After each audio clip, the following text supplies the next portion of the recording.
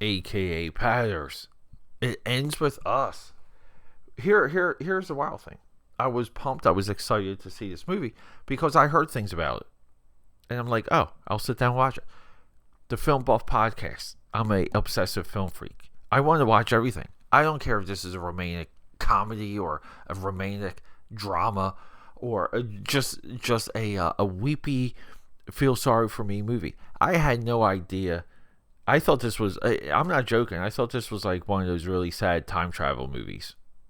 Where kind of like the girl falls in love with the guy, or the guy falls in love with the girl, but they're like back in time, and it's like the guy dies in the future, and then we're just left with like a bag of sorrow.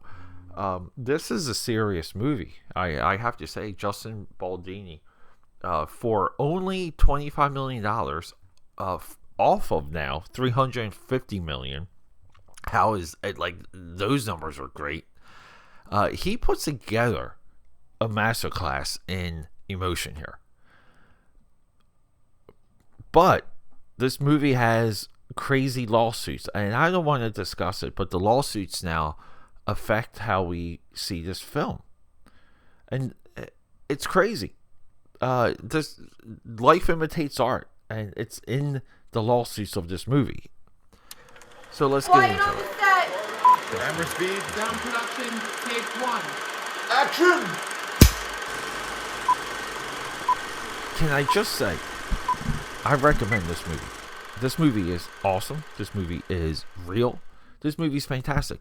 This movie gives you a way to understand psychologically what abuse does, how abuse is normalized through a span of a life, through a decade or two, where abuse is so normalized that it's passed on to the daughter, and then the daughter just repeats the process. This is one of the most scary things that we understand, that we get to see of, and I'll say this, the American psyche. Because to me, this is a cultural movie. It's not like this in the other parts of the world. I know it because I've been I've been to other parts of the world. Justin Baldini is, I had no idea who this guy was. I had no idea he was even the director. There's moments, I'll classify them as rage and doubt in this movie. That's just phenomenal, where you're not exactly sure what happened. You just know that something happened. And then we get this decade spanning moment where her teenage love, who went away, Blake Lively, by the way, whatever her character's name is, her teenage love goes away, and she later encounters this guy, and goofiness happens, right? Goofiness happens. The guy, her fiance at the time, he gets jealous, gets more angry. Is he abusive? Is he not abusive? All that stuff. So some of that's like very, as we would call, formulaic, but it's also thrilling. It's thrilling when we realize who we'll call him, like the new guy is. The new guy that is the old guy. All of that stuff. There's moments of absolute drama. I mean, there's Blake Lively runs a flower shop in this movie. And, they get those local write-ups, the magazine, like Explore Baltimore write-ups. Her childhood ex owns a restaurant, so they both get write-ups in this magazine. And there's just like a clue for this like tattoo that she has, and Baldini questions her, and when he's questioning her, and she's sitting on the kitchen counter, you're afraid for Blake. That's a moment there when you're pulled into a scene and you're fearing for a fictional character that's not real, right? We all know it's not real because we're watching it. We're watching this on Netflix together. We have fantastic. It's not just storytelling. I mean, this is these are actors acting, and they're tricking us. And this is straight up true movie magic.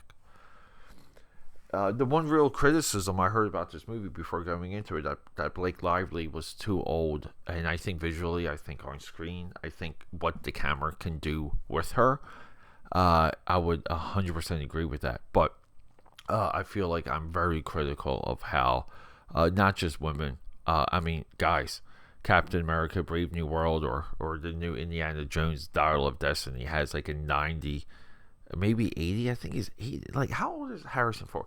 I mean, Harrison Ford is too old to be in films. He just doesn't look good. He just doesn't. There you go. I know you guys can hear me typing. I know you got Harrison Ford. Oh my God, it doesn't even matter. He was born in 1942. During the time of Lincoln.